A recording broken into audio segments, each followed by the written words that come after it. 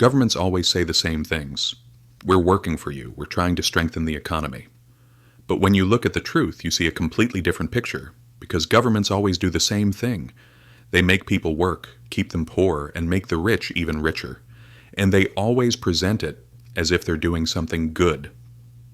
Let's start with one of the oldest tricks: inflation.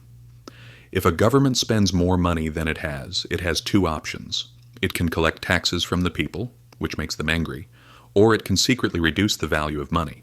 In other words, the cash in your pocket stays the same, but the things you buy become more expensive. One of the first to do this was the Roman Empire. The rulers started reducing the silver inside coins to cover war expenses.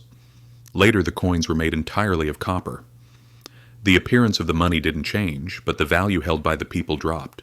Prices rose, salaries collapsed, savings disappeared. It was like a silent tax, and this same thing is still happening today. It's just called monetary policy now. In the Middle Ages, there was another trick: forced loans. Kings would tell merchants, "Give us a loan." Of course, this wasn't a polite request. It was extortion. If you said no, you risked fines or losing your property. As for repayment, it was either much later, with worthless money, or never. In the end, kings built their palaces and fought their wars, while the people paid the price. Time passed, the methods changed, but the goals stayed the same. In the late 1600s, England established the Bank of England. The so-called purpose was to strengthen the country, but in reality it was to finance war. The rich lent money to the state and were paid back with interest. Who paid that interest? The people, through taxes on salt, beer, cloth. In the end, the rich made profit by lending to the government, while the poor paid and suffered the losses. This was the beginning of a system that hasn't changed since. Today, things aren't much different. Governments take on huge debts and say, "It's for the country." But most of the money goes to defense companies, corporations, and bailout packages.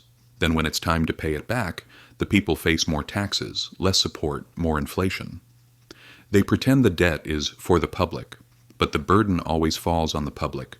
Remember the 2008 crisis. Banks were about to collapse.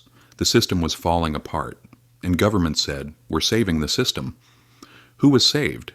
The banks. Who paid? The people. In other words, the profit was private, and the losses belonged to the public. Pension systems are no different. For years, money is taken from salaries with the promise of saving for your future. But that money gets spent, leaving nothing but government IOUs. Then they say, "There's not enough money," and raise the retirement age or lower pensions. The common point in all of this is simple. The truth is hidden. Inflation is called growth. Forced loans are called duty. Debt is called investment. Cuts are called reform. But the results are always the same. The rich get richer, and the people stay where they are today: inflation, debt, bailouts. They're all still here. The core of the system is this: you will work, they will earn. But it's possible to see through this game. Look at the past and you'll see everything repeating.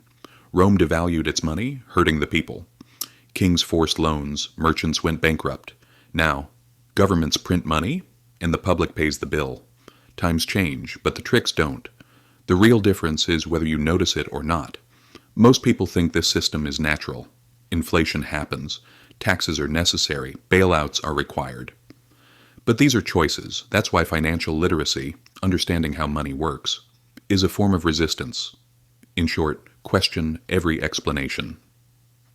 Ask yourself, who benefits from this? Don't keep all your money in the bank. Put it into things that actually hold their value. And never forget, the system exists to protect itself, not you. History may not repeat itself exactly, but if you don't understand it, it crushes you. The tricks that made Roman citizens poor are eating away at your wallet today. The only difference is that now they have modern labels.